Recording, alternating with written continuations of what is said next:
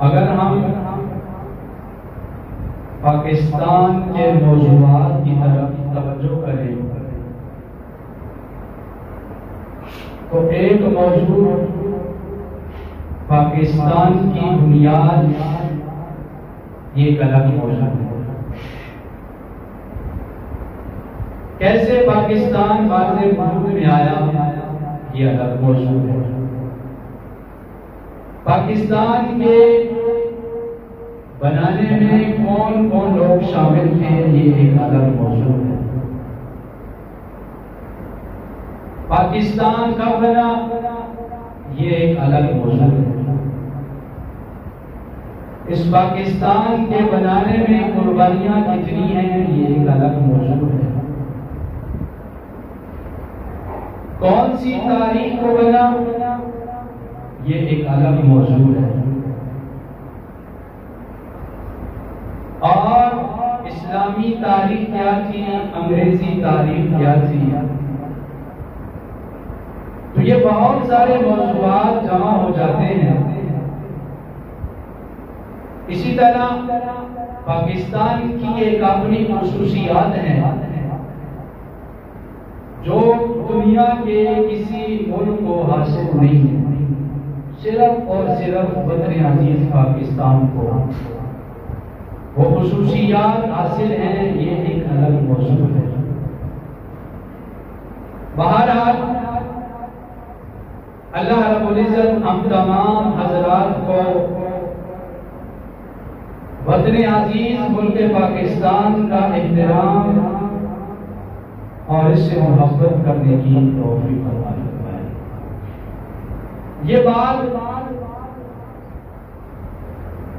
آپ یوں سمجھ لیں کہ بنیادی بات ہے کہ انسان کے دل میں اپنے گھر کی محبت ہوتی ہے، اپنے مذہب کی محبت ہوتی ہے، اپنے علاقہ کی محبت ہوتی ہے، اپنے ملک کی محبت ہوتی ہے۔ اور ان دو قومی نظریات میں سے ایک نظریہ یہ تھا کہ یہ خالص اسلامی ریاست ہے اور ہمارا ملک پاکستان مسلمان کی وجہ سے حاصل نہیں کیا گیا۔ مسلمان تو رہ رہے تھے بلکہ پاکستان اسلام کے لیے حاصل کیا گیا۔ اور اس وقت کچھ لوگوں نے کہا کہ پاکستان بن رہا ہے، اس کا مطلب ہے روٹی کپڑا مکان، لیکن یہ ہرگز مقصد نہیں تھا۔ پاکستان کو بنانے کا مقصد اسلام کا لباس ہے، اور اس کی وجہ یہ ہے کہ سب سے پہلے جو ایک نعرہ لگا تھا وہ روٹی کپڑا مکان کا نہیں لگا تھا، وہ نعرہ لگا تھا کہ پاکستان کا مطلب کیا، لا الہ الا اللہ۔ ایک نظریہ ہے، اللہ کی توحید کا نظریہ ہے، محمد رسول اللہ حضور کی جو رسالت ہے اس کا نظریہ ہے۔ 250 سال ہمارے بر صغیر ہندوستان میں انگریز نے حکومت کی۔ 16ویں صدی میں آیا اور تجارت کی غرض سے آیا۔ ایسٹ نامی کمپنی جو اس نے ہمارے بر صغیر پاک و ہند میں 1601 سن میں آیا، 16ویں صدی میں آیا اور 250 سال اس نے حکومت کی اور اس نے بر صغیر کا کلچر بدلا، بر صغیر کا تمدن بدلا، بر صغیر کا نظام تعلیم بدلا، بر صغیر میں بسنے والے مسلمانوں کو ذہنوں کو بدلا اور بر صغیر میں مسلمانی لباس کو بدلا، اور پھر اس سے آزاد کروانے والی ایک جنگ ہوئی جس کو 1857 کی جنگ آزادی کے نام سے یاد کیا جاتا ہے۔ جس میں لاکھوں علماء اور مسلمان شہید ہوئے، یہ بنیاد تھی پاکستان کے وجود کی۔ انگریزوں کی غلامی سے نکلے، پھر ہم ہندو کی غلامی میں آ گئے، اور ہندو کی غلامی سے نکلے تو پھر ہم نے اپنی ایک الگ ریاست ہے، اور اس کا صحرا نہ کوئی سیاسی آدمیوں کو جاتا ہے اور نہ کسی صحافیوں کو جاتا ہے۔ اور آج تو بڑے بڑھ کے باتیں ہیں، سیاسی لیڈر بھی اور صحافی لیڈر بھی، لیکن اپنے آباء و اجداد میں سے ایک بندہ بھی دکھا دے جس نے 1857 کی جنگ آزادی میں حصہ لیا ہو یا تحریک پاکستان میں حصہ لیا ہو۔ اگر آپ تاریخ کو پڑھیں تو 1857 کی جنگ آزادی ہو یا تحریک پاکستان ہو تو آپ کو علماء اور ان کے جو متبعین تھے، مسلمان تھے، وہ آپ کو شانہ بشانہ نظر آئے۔ اور انگریز کے خلاف سب سے پہلا فتویٰ دینے والے 1802 کے اندر وہ شاہ ولی اللہ محدث دہلوی کے بیٹے شاہ عبدالعزیز محدث دہلوی تھے۔ یہ 1857 کی جنگ آزادی کا یہ آغاز تھا حضرت شاہ عبدالعزیز محدث دہلوی کا۔ اس سے پہلے کوئی فتویٰ نہیں، لیکن آج بدقسمتی سے ہم نے 14 اگست کو فحاشی کے لیے، اریانی کے لیے بنا رکھا ہے۔ 14 اگست 1947 بمطابق 27 رمضان المبارک بروز جمعہ المبارک 1366 ہجری کو پاکستان واضح وجود میں آیا۔ اور اگر ہم اپنے نوجوانوں سے سوال کروں کہ بھائی 14 اگست 1947 یہ تو تاریخ کو پتا ہے، کیا اس دن اسلامی تاریخ کیا تھی؟ یہ بہت کم لوگوں کو پتا ہوگا۔ صرف یوم آزادی 14 اگست صرف یوم آزادی نہیں، یوم قربانی بھی ہے۔ 14 اگست صرف یوم آزادی نہیں، یوم تشکر بھی ہے۔ 14 اگست صرف یوم آزادی نہیں، یوم تجدید ہے۔ 14 اگست صرف یوم آزادی نہیں، یوم احتساب۔ مگر ہم نے ساری چیزوں کو گراس کیا، ایک ہی بات ہم نے پکڑی ہے کہ 14 اگست کو آزادی منائیں۔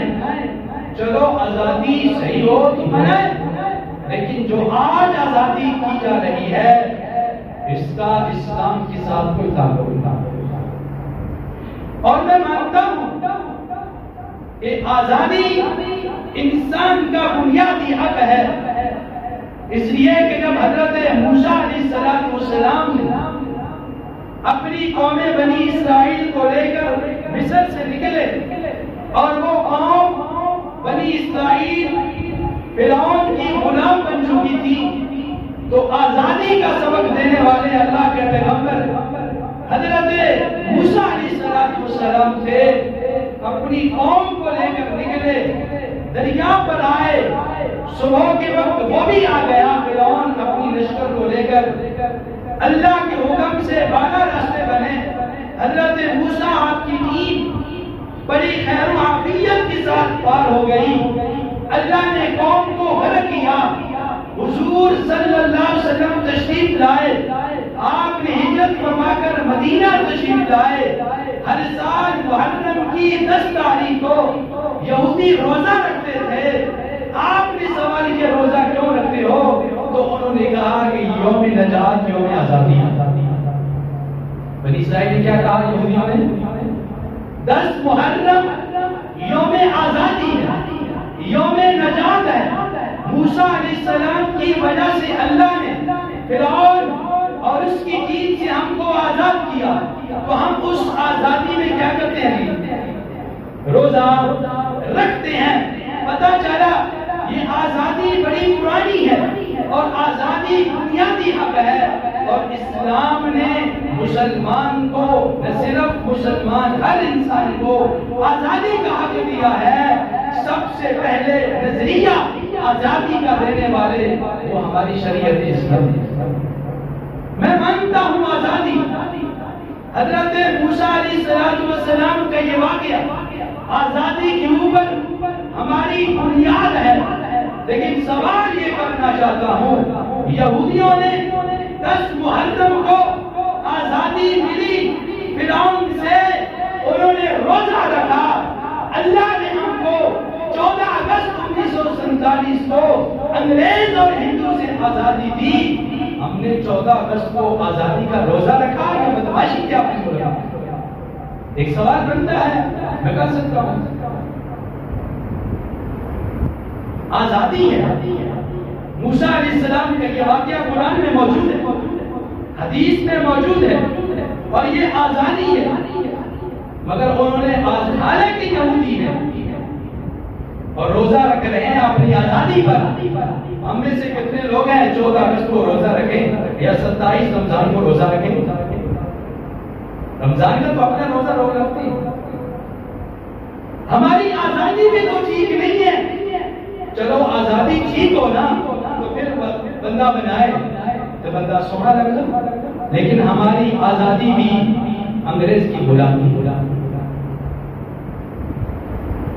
جو ایک سوچ دی تھی ہمارے علماء نے، جو ایک فکر دی تھی، اور جو اس کی بنیادوں میں ہماری پاک ماں اور بہنوں کا لہو موجود تھا، وہ ہرگز ایسا نہیں تھا.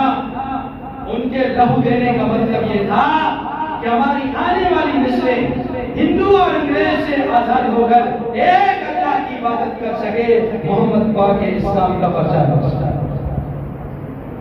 اور جو دنیا کا گناہ عدالتوں میں چلے جائیں، تھانوں میں چلے جائیں، دنیا کے کسی محکمے کے دفتر میں چلے جائیں، مجال ہے کہ آپ کا کام ہو جائے، سوال ہی نہیں پیدا ہو سکتا. اب آپ مجبور ہوتے ہیں ان کے منہ میں ہڈی ڈالنے کا. اس لیے ہمیں صرف یوم آزادی نہیں، یوم قربانی بھی منانی چاہیے، یوم تشکر بھی منانا چاہیے.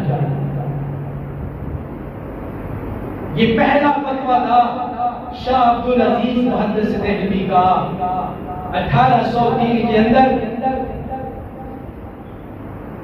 کہ اب ان کے خلاف جہاد فرض ہو چکا. تبھی تو انگریز کو ملا اچھا نہیں لگتا. انگریز کو ملا اور اس نے بر صغیر میں مولوی کو غنی بنا دیا تھا.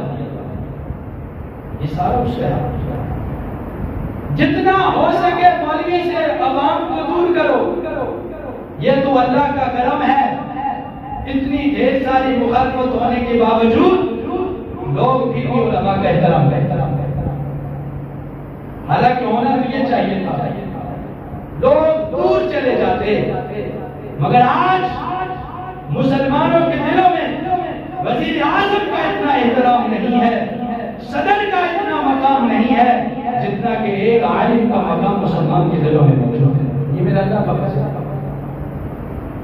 1803 کے اندر جب شاہ عبدالعزیز محدث دہلوی نور اللہ مرقدہ نے فتویٰ دیا تھا، اور یہ شاہ عبدالعزیز یہ وہ پہلا آدمی ہے آپ کے بر صغیر پاک و ہند کے اندر جس نے قرآن پاک کی تفسیر فارسی زبان میں لکھی، کیونکہ اس وقت یہ سرکاری زبان فارسی تھی. اور ان کے والد ماجد شاہ ولی اللہ محدث دہلوی یہ پہلا انسان ہے کہ جس نے عربی سے قرآن کا فارسی میں ترجمہ کیا. یہ حضرت شاہ ولی اللہ ہیں، اور ان کے ترجمے کو تفسیر میں لکھنے والے ان کے بیٹے شاہ عبدالعزیز ہیں. اور آپ کے بر صغیر ہندوستان میں سب سے پہلے قرآن پاک کا اردو ترجمہ کرنے والے شاہ ولی اللہ کے بیٹے شاہ رفیقی ہیں اور شاہ عبدالقادر. دنیا میں اس وقت جتنے بھی قرآن پاک کے ترجمے ہیں ان کی بنیاد شاہ عبدالعزیز کے بھائی اور شاہ ولی اللہ کے بیٹے اور شاہ عبدالرحیم کے بیٹے شاہ عبدالقادر اور شاہ رفیع ہے. یہ آئے اس خاندان کو یہ اعزاز حاصل ہے. اور کوئی بھی مکتبہ فکر آدمی ہو، بریلوی ہو، دیوبندی ہو، اہل حدیث ہو، اگر اس کی ہم سند کو دیکھیں، جب بر صغیر سے مدینہ یہ سند جاتی ہے تو شاہ ولی اللہ سے ٹچ کر کے جاتی ہے. آپ کے پاکستان میں بلکہ ہندوستان میں ایک ایسا بھی عالم نہیں ہے جس کی سند مدینے جائے اور شاہ ولی اللہ کا نام نہ آئے. ہو نہیں سکتے. انگریز کے خلاف سب سے پہلے آنکھوں میں آنکھیں ڈال کر بات کرنے والا وہ شاہ ولی اللہ محدث دہلوی.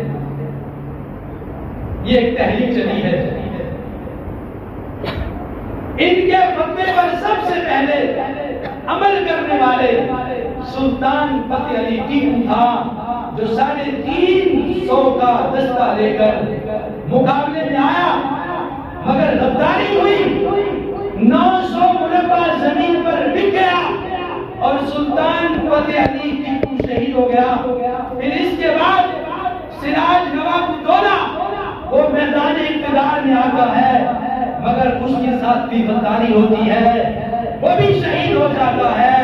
اور پھر اس کے بعد آپ کے پنجاب کا حکمران رنجیت سنگھ بنتا ہے اور اس کے مقابلے میں سید احمد شہید نور اللہ مرکز آتے ہیں. آج بھی ان کی قبر بالا کوٹ کے میدان میں موجود ہے. وہ شہید. یہ دو آدمی آئے ہیں، شاہ اسماعیل شہید اور سید احمد شہید، جنہوں نے رنجیت سنگھ کا مقابلہ کیا. اور آج بھی بالا کوٹ کے پہاڑوں میں ان دو مجاہدوں کی قبر موجود ہے. اور انگریز اتنا متنفر تھا سلطان فتح علی ٹیپو سے کہ اس نے اپنے کتوں کا نام ٹیپو رکھا تھا. آج کتنے مسلمان ہیں، مجھے بہت افسوس ہوتا ہے، وہ اپنے کتے کا نام پیار سے ٹیپو رکھتے ہیں. اسے نہیں پتا کہ آپ کی 1857 کی جنگ آزادی کے اندر آنکھ میں ڈال کر بات کرنے والا اور انگریز کو دل میں تارے دکھانے والا سلطان فتح علی ٹیپو تھا. میسور کے اندر جامع مسجد بنائی گئی اور اعلان کیا اس مسجد کے اندر سب سے پہلے جماعت کو کرائے گا جو صاحب ترتیب ہوگا. صاحب ترتیب اس آدمی کو کہتے ہیں جس کی بلوغت کے بعد اس کی عمر تک جتنی اس کی عمر ہے ایک دن میں 5 نمازیں قضا نہ ہو. میسور کے اندر جامع مسجد بنائی گئی اور یہ اعلان ہوا سب سے پہلی نماز وہ پڑھائے گا جو صاحب ترتیب ہوگا. میسور کے اندر بڑے بڑے علماء بھی تھے، بڑے بڑے مشائخ بھی تھے، لیکن اس کے اندر سب سے پہلے جماعت کرانے پر جو آیا تھا وہ سلطان فتح علی سلطان ٹیپو تھا. اور اس نے کہا تھا میرا اللہ گواہ ہے سلطان ٹیپو جب سے بالغ ہوا ہے ایک دن میں اس کی 5 نمازیں قضا نہیں. اتنا بڑا عطا کا بندہ اور اتنا بڑا مجاہد.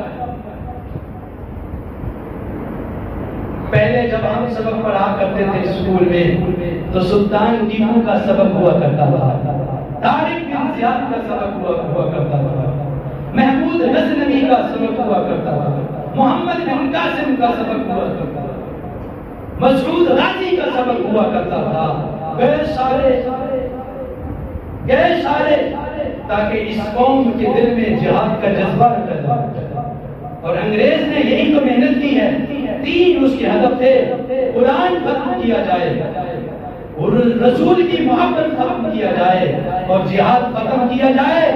1901 کے اندر مرزا قادیانی کو کھڑا کر کے جہاد کے خلاف بھی تحریک چلائی گئی اور حضور کی ختم نبوت کے خلاف بھی تحریک چلائی گئی. مگر اللہ کروڑوں رحمتیں نازل فرمائے ہمارے علماء پر اور ہمارے سنی مرکزوں پر جنہوں نے ڈٹ کے مقابلہ کیا اور اللہ نے ہندوستان کے اندر انگریز کے علاقوں کو خاک میں ملا دیا. 1864 سے لے کر 1867 تک ان 3 سالوں کے اندر 3 لاکھ قرآن مقدس کے نسخوں کو جلایا گیا، اور انگریز نے کہا تھا میں نے بر صغیر ہندوستان سے قرآن کو ختم کر دیا ہے اور قرآن والوں کو ختم کر دیا ہے، مگر اسے معلوم نہیں تھا وہ قرآن والا کبھی ختم نہیں ہوگا۔ بڑے آئے تھے، پھر دنیا نے دیکھا یہاں سے انگریز ذلیل ہو کے نکلا، قرآن آج بھی موجود ہے، قرآن والے آج بھی ہیں۔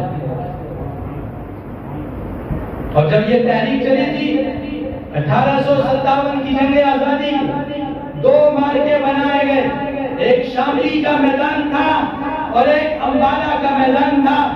امبالہ کی سپہ سالار مولانا جعفر تھے اور شاملی کے میدان کے روح رواں حاجی امداد اللہ مہاجر مکی تھے۔ ڈٹ کے مقابلہ کیا، اگرچہ ہار گئے تھے مگر اس قوم کو ایک نظریہ دیا تھا کہ غلامی اللہ کی ہونی چاہیے، غلامی قرآن کی ہونی چاہیے، رسول کی ہونی چاہیے۔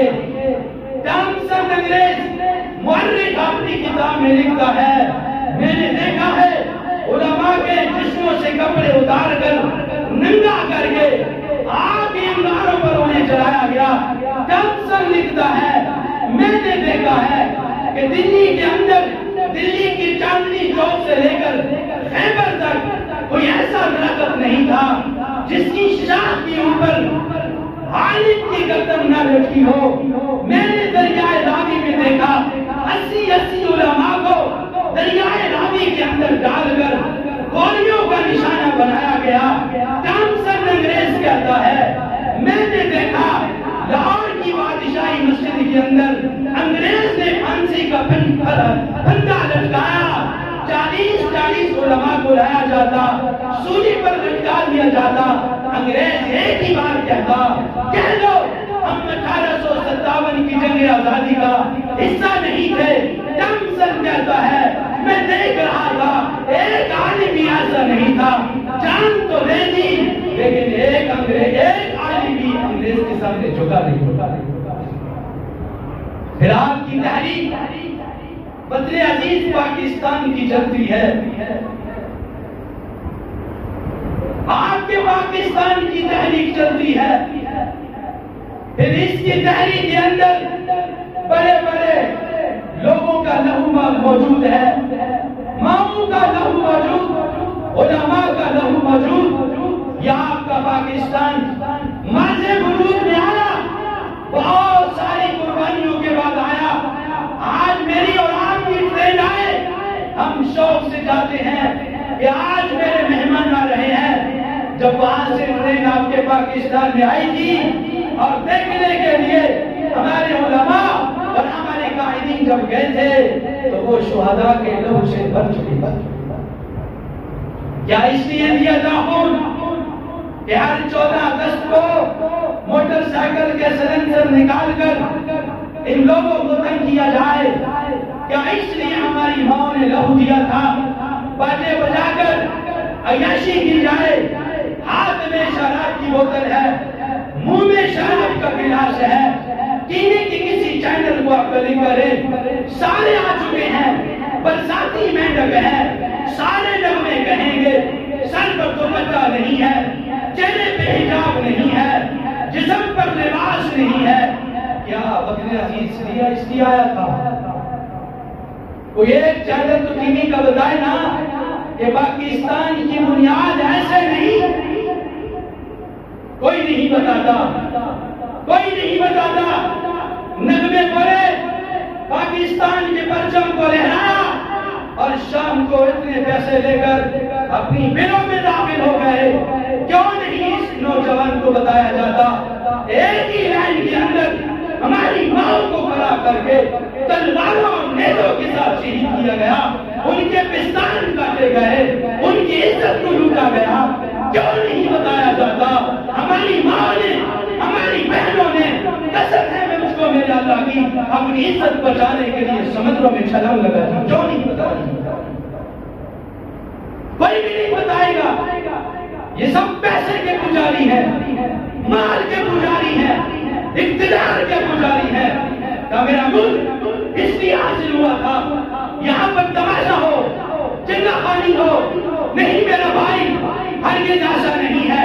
پاکستان کا پرچم کراچی کی سرزمین پر، اس وقت کراچی دارالخلافہ تھا، علامہ شبیر احمد عثمانی نے لہرایا تھا۔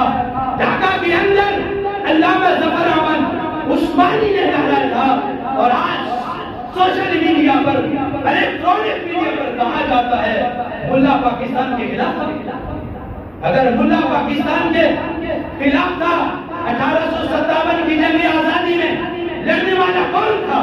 تمہارے آبا و اجداد تھے؟ ہرگز نہیں، میرے آبا و اجداد تھے۔ تحریک پاکستان قائد اعظم کا خطبہ سنیے، قائد اعظم محمد علی جناح مرحوم کہتا ہے اگر میرا ساتھ مولانا اشرف علی تھانوی نہ دیتا میں پاکستان نہ بنا سکتا۔ ملا پاکستان کے خلاف نہیں ہے، ملا پاکستان کے حق میں ہے، اور آج سوال کیا جاتا ہے کہ ملا پاکستان کا ٹھیکیدار بن چکا ہے۔ نہیں، ملا پاکستان کا وفادار بھی ہے، ملا پاکستان کا چوکیدار بھی ہے۔ ہم نے بنایا ہے، ہمارے آبا و اجداد نے بنایا ہے۔ اگر ملا پاکستان کے خلاف ہوتا، کراچی کی سرزمین پر علامہ شبیر احمد عثمانی پرچم نہ لہراتا، ڈھاکہ کی سرزمین پر علامہ ظفر احمد عثمانی ملا ہے، پاکستان کا پرچم نہ لہراتا، اور کیا اعظم نے کہا تھا جب میں مر جاؤں میرا نماز جنازہ بھی علامہ شبیر احمد عثمانی پڑھائے، مجھے قبر بھی شبیر احمد عثمانی پڑھائے۔ آج میری کتابوں میں سیاسی لوگوں کا ذکر ہے، میری SST کے اندر صدر پاکستان کا ذکر ہے، صحافیوں کا ذکر ہے، نہیں ذکر تو علامہ شبیر احمد عثمانی کا ذکر نہیں ہے، علامہ ظفر احمد عثمانی کا ذکر نہیں ہے، مولانا شبیر احمد، مولانا اشرف علی تھانوی کا ذکر نہیں ہے، مفتی شبیر احمد اللہ علیہ کا ذکر نہیں ہے۔ کیا علماء کا کوئی کردار نہیں ہے؟ الٹا سوال اٹھایا جاتا ہے کہ ملا پاکستان کے خلاف تھا اور آج ٹھیکیدار بنا ہوا ہے۔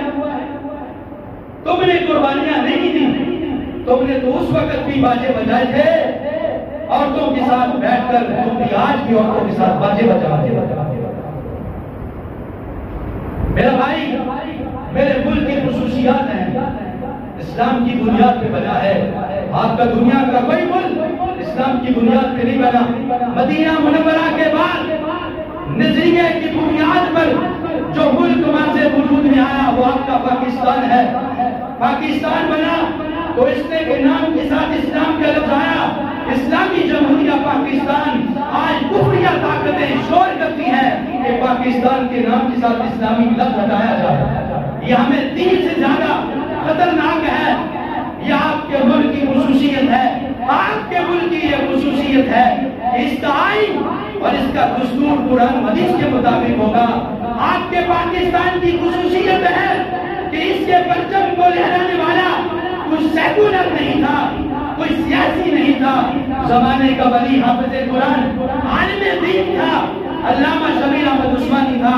آپ کے ملک پاکستان کی خصوصیت ہے، اس کے آئین میں یہ بات لکھی ہے کہ اس کا صدر اور وزیر اعظم مسلمان ہوگا۔ آپ کے پاکستان کی خصوصیت ہے کہ 27 رمضان المبارک کو ماضی وجود میں آیا۔ آپ کے ملک پاکستان کی یہ خصوصیت ہے، جمعے کا دن تھا۔ آپ کے ملک پاکستان کی خصوصیت ہے، آخری عشرہ تھا۔ دیکھیے اللہ نے کیسا سسٹم کو جوڑا۔ رمضان کا مہینہ خود بڑی شان والا ہے، آخری عشرہ خود بڑی شان والا ہے، پھر 27 لیلۃ القدر ہے، پھر جمعۃ المبارک، پھر آخری جمعہ۔ یہ سارے پاکستان کے اوپر اس پر آ رہا ہے۔ آج میرے نوجوان صرف آزادی آزادی نہ کرے، قربانی کو دیکھے، یوم تشکر بھی ادا کرے کہ یا اللہ تیرا شکر ہے، اللہ تیرا شکر ہے، تو نے پاکستان دیا، آج تیرا ممبر آزاد، تیرا محراب آزاد، تیری مسجد آزاد، تیرا محلہ آزاد۔ جاؤ غیر ملکوں میں وہ اس طرح تقریر نہیں کرنے دیتے جیسے ہم کر رہے ہیں، ہاں پکڑ لیتے ہیں یہاں سے، جا مولوی کوئی اور جا۔ آج تجھے جو ملک ملا ہے کعبہ کے کے رب کی قسم ہے، مولانا حسین احمد مدنی نے فرمایا تھا پاکستان کے بنانے نہ بنانے میں اختلاف ہو سکتا ہے، میں مانتا ہوں اختلاف ہوا تھا، ہو جاتا ہے پاکستان کے بنانے نہ بنانے میں۔ اور سنیے مولانا حسین احمد مدنی نے فرمایا تھا پاکستان کے بنانے نہ بنانے میں اختلاف ہو سکتا ہے، مگر جب پاکستان بن گیا اس کی وہی حیثیت ہے جو ایک اللہ کے گھر مسجد کی ہے۔ مسجد کے بنانے نہ بنانے میں اختلاف تو ہو سکتا ہے، مگر جب مسجد بن جائے ہر آدمی کے ذمے اس کی وفاداری بھی ہے، اس کی چوکیداری بھی ہے، اس کا احترام بھی ہے۔ جب پاکستان بن گیا اس کا مقام مسجد جیسا ہے، ہر مسلمان ہر قومی بندے کا یہ فرض ہے پاکستان کی چوکیداری بھی کرے، پاکستان کی وفاداری بھی کرے، پاکستان کی پاسداری بھی کرے، پاکستان کا احترام بھی کرے۔ ٹھیک ہے حالات خراب ہوتے رہتے ہیں، ہمیں پتا ہے جو کھچڑی بن رہی ہے، لیکن خدا را پاکستان سے محبت کیجئے۔ آپ نہیں جانتے اس پاکستان کے اوپر میرے رب کا کتنا فضل ہے۔ ساری دنیا آپ بھی مانیں گے وقت ہو گیا ہے، آخری بات ہے، ساری دنیا امریکہ جا رہی ہے، جاپان جا رہی ہے، چائنا جا رہی ہے۔ میں نے پوچھا کیوں جا رہے ہو؟ کہتے جی ڈاکٹر کی ڈگری لینے کے لیے، ڈپلوما کرنے کے لیے۔ امریکہ وہاں چلے آ میرے پاس امریکہ کا بندہ، روس کا بندہ، چائنا کا بندہ پاکستان میں آ رہا ہے۔ میں نے کہا تم کیوں آ رہے ہو؟ اس نے کہا یہاں اسلام سیکھنے کے لیے آ رہا ہے۔ ساری دنیا وہاں جا رہی ہے ڈاکٹری لینے کے لیے۔ کعبہ کے رب کی قسم ہے میرے ملک پاکستان میں ساری دنیا آ رہی ہے قرآن لینے کے لیے۔ اور کیوں نہیں شکر کرتے پاکستان پر کہ آپ کے پاکستان میں ساری دنیا۔ جاؤ ریبن میں، جاؤ جامعۃ الرشید کراچی میں، جاؤ دارالعلوم کراچی میں، جاؤ دارالعلوم فاروقیہ میں، جامعہ اشرفیہ لاہور میں جاؤ، آپ کو غیر ملکی بچے ملیں گے۔ تو میں نے کہا تم یہاں کیا کرنے آئے ہو؟ اتنے چینی بھی مانگی، اتنے گھیو بھی مانگا، اتنے جناب ہاتھ لونا بھی مانگا، اور تسی کی کرن آئے ہو؟ اور نہ کیا ہوتے اسلام نہیں ہوتا جڑا اسلام پاکستان ہو گیا۔ لوگوں پاکستان کی قدر کرو، میرے ملک کی قدر کرو۔ یہ میرا ملک مسجد جیسا ہے، میرے اکابر نے بنایا ان کا لہو، میری ماں نے بنایا ان کا لہو۔